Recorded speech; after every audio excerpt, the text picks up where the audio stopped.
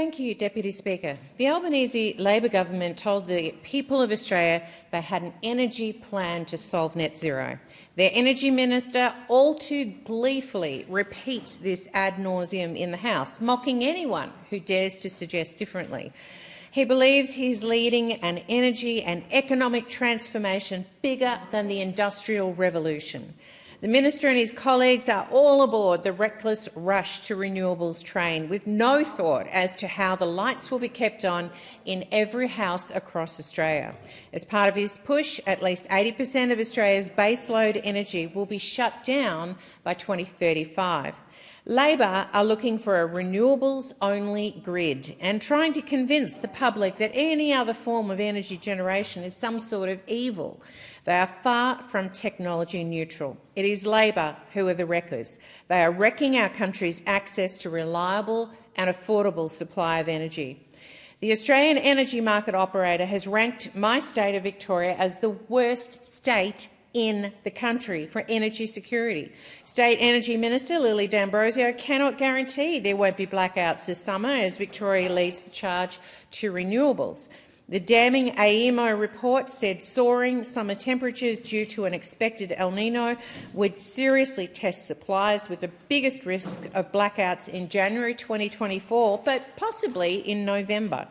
Supply shortfalls are also expected to drive wholesale electricity prices up, and it is families who will foot the bill. These shortfalls are being driven by a renewables agenda, with the federal government's ideology being carried forward by the Victorian Labor counterparts. Late in 2022, the Albanese Labor government introduced a price cap on the gas market. They were warned at the time that this would risk investments and throw the market into chaos. But they ploughed ahead, and what was the result?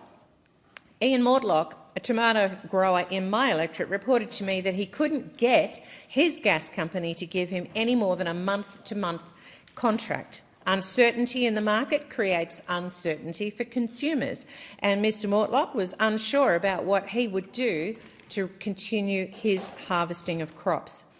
A confident market keeps the lights on and the power prices down, but Labor at the helm of energy policy hasn't been able to provide that. It is cold comfort that they didn't fully ban gas altogether, unlike their Victorian counterparts, under pressure from the Greens.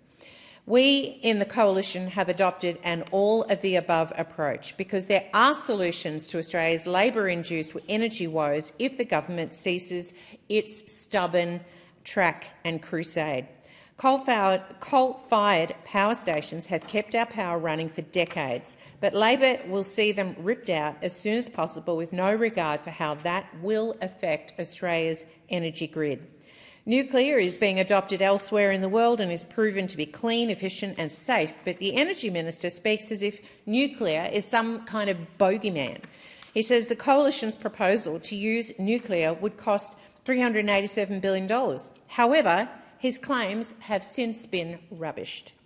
Former Assistant Secretary for Nuclear Energy at the United States Department of Energy, Rita Baranwal, criticised the minister's maths.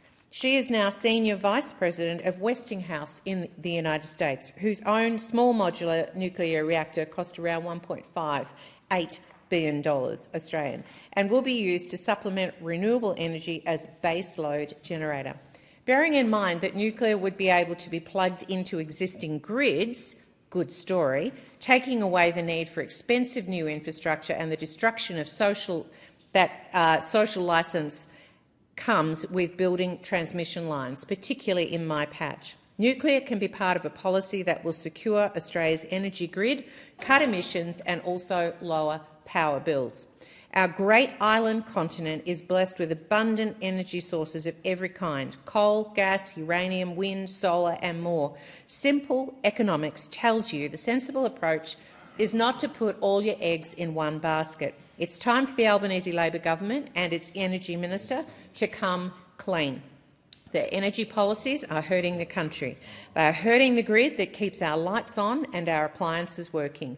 Most of all, they are hurting everyday Australians' hip pockets.